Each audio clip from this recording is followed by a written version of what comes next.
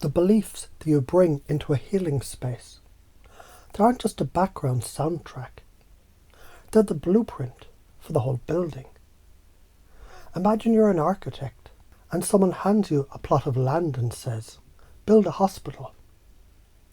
If your blueprint is solid, functional, inspired, scientifically precise, that building will stand for generations.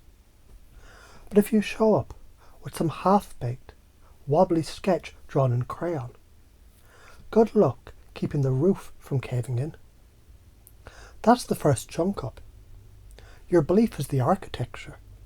The person you're healing, they're the bricks, the wiring, the paint. But you decide whether the building is a fortress of recovery or a shack that leaks hope through the roof. Think of a 5-year-old kid with a wobbly tooth. They believe the tooth fairy is real. Now if you come into the room as their parent with a tone of excitement, oh my God, you're going to wake up and find something amazing under your pillow. That kid's brain is already primed to release dopamine and anticipation hormones before anything has ever happened. The event hasn't changed. The frame you bring changes how they experience it. That's healing. Neuroscience calls this expectancy effect or the placebo effect. Your expectation creates measurable physiological changes in the other person's body. It's why sugar pills sometimes outperform actual drugs in trial. Your conviction triggers mirror neuron activation, co-regulation of nervous systems, and yes, measurable shifts in heart rate variability and immune function in the person that's across from you. You bring unwavering certainty, and their body listens. Imagine you're a Wi-Fi router. Your belief is the signal strength. If you're broadcasting crystal clear, full bars, high bandwidth, people in your range get fast, smooth downloads of your certainty. If you're sputtering with low signal, their devices, they're going to lag, freeze, or disconnect. And here's the kicker.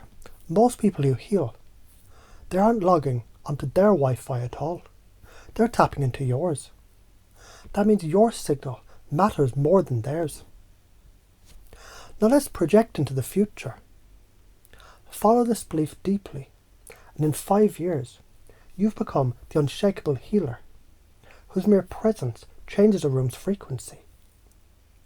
People start coming to you because they can't find that in themselves.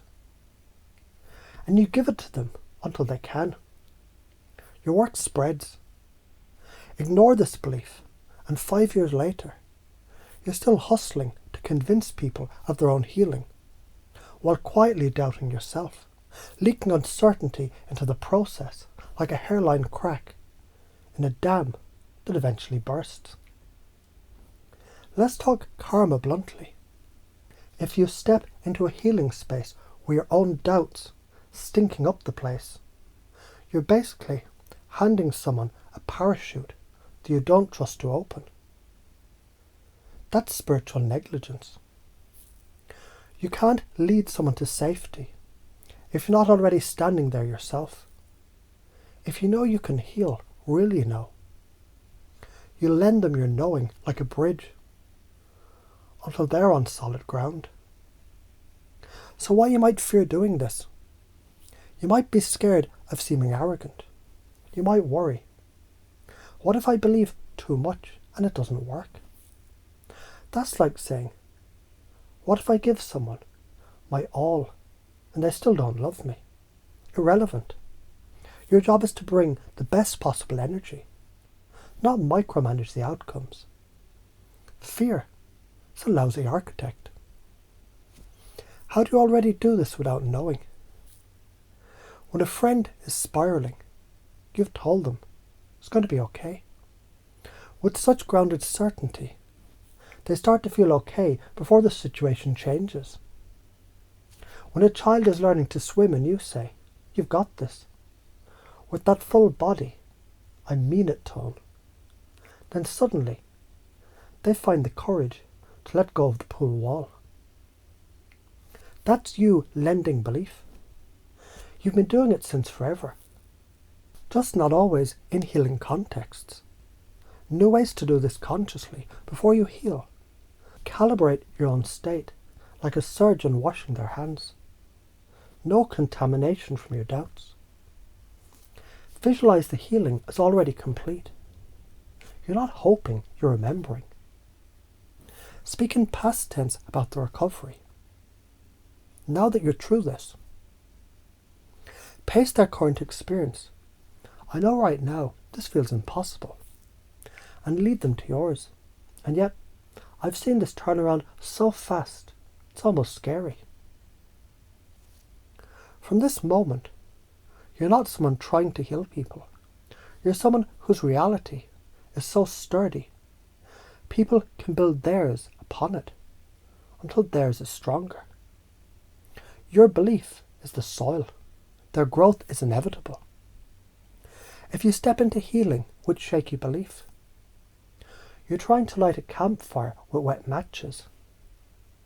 If you step in with unwavering certainty, you're a blowtorch in a snowstorm. The snowstorm doesn't stand a fucking chance. So carry this in your bones. Your belief is the master key. You either walk in holding it, or you leave both of you locked outside.